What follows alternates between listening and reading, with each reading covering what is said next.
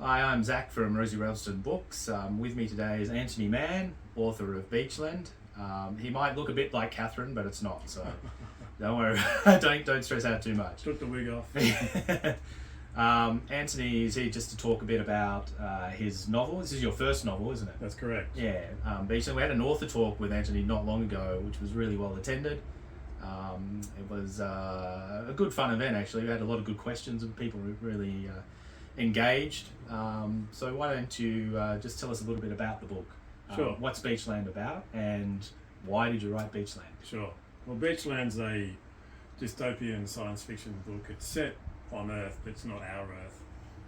It's a world where national governments are obsolete and the world's run by this massive corporation. And there's this guy called Ralph Prate who works for this corporation. He's quite happy leading his kind of mediocre life. Except for one thing, he's having visions of a woman called Undine Trent, who's the founder of Jonco Corporation. That's the name of the corporation. Jonco Corporation. Jonco, Yeah. That's right. Great name. Thanks. Anyway, she's been dead for hundreds of years, but she's kind of attained to this mythical status, and she's become like the kind of mother archetype for the whole world. Okay.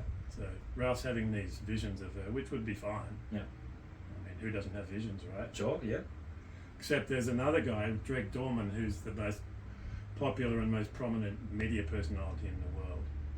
And he's come up with this clever plan. He wants to project his conscious mind into the mass subconscious.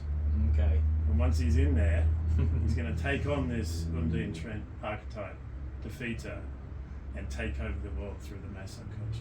Right. This is fiction, right? Yeah, basically, yeah. Okay.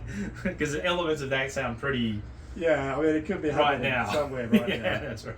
if we're not careful. Anyway, so he's targeted Ralph Prate, who has this susceptibility to these visions of Undine Trent. Okay. So he's going to kind of use Ralph Prate as kind of a doorway from the conscious into the subconscious. Right, wow. Yeah. That's And it sort of intense. falls to Ralph. Will he or won't he be able to save his beloved mediocre corporation from oblivion? You'll have to read to find The out. $1 million question. Exactly. Why did you write Beachland? Because it's a pretty bit of a far out kind of concept, dystopian sci-fi. Sure. Have you always liked that kind of genre? And is that why you wanted to write a book like this, or did some other idea come into your head that made you want to write it? Well, I guess when I started writing it, which was a while ago, I was reading a lot of science fiction. Mm-hmm. Writers like Philip K. Dick were very strong on ideas. Yeah, sure. Watching movies like Terry Gilliam's Brazil. Yeah.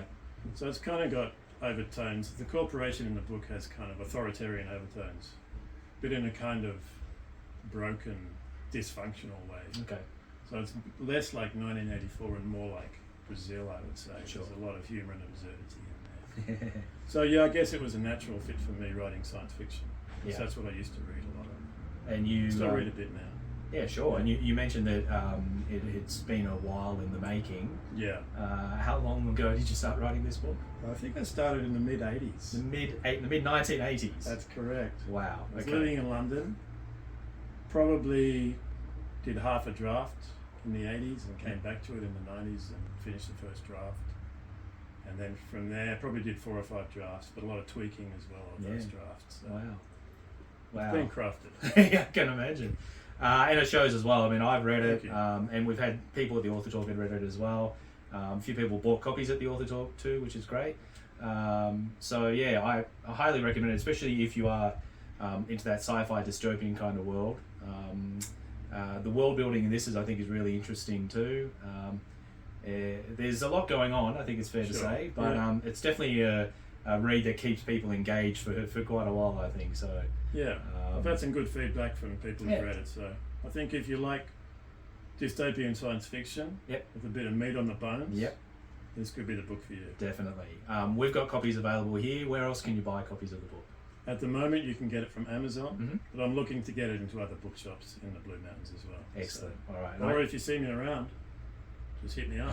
I should point out that Antony is very, very local to our bookshop.